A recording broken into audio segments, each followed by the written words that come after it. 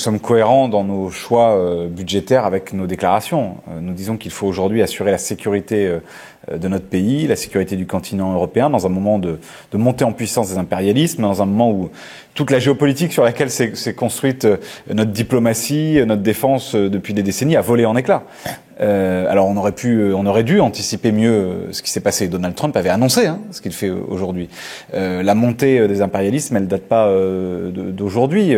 L'isolationnisme américain, c'est quand même une lame de fond dont on pouvait se douter qu'à un moment donné, elle ressurgirait avec force. Et donc nous sommes évidemment favorables à la fois à s'affranchir, par exemple, de la règle des 3% de déficit, notamment en matière de défense, mais en matière de transition écologique. Les urgences sont nombreuses.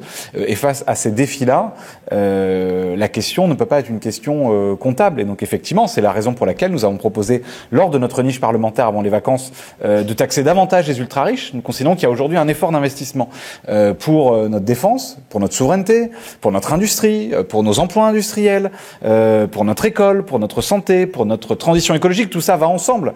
Tout ça, c'est la capacité pour la France à demeurer une grande puissance protectrice de ses citoyens. C'est le même sujet en réalité. Et ce sujet, il pose la question de où trouvons-nous les sources de financement de ces grands défis colossaux qui posent la question de l'avenir de notre pays et des générations qui arrivent, qui posent aussi la question de la réponse aux urgences du quotidien pour nos compatriotes qui sont aujourd'hui inquiets, qui voient aujourd'hui le monde se délabrer et qui voient aussi leurs propres conditions de vie se délabrer, leur propre capacité à exister sur une planète respirable être mise en cause. Alors il faut aller chercher de l'argent là où il est. C'est pourquoi nous avons proposé avec Eva Sass et Clémentine Autain, la fameuse taxe Zuckman qui permet d'aller taxer davantage les ultra-riches, mais il faudra aller plus loin.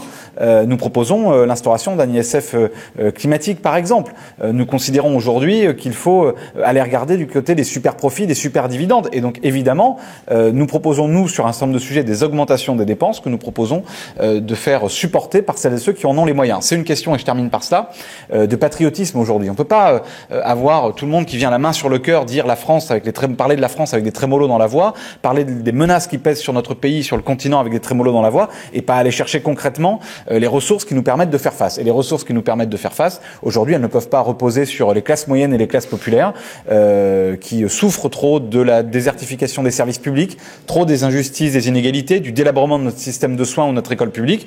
Et donc, ça doit reposer sur ceux qui en ont les moyens et qui en ont largement les moyens, parce que les plus riches de notre pays ne se sont jamais aussi bien portés que sous Emmanuel Macron.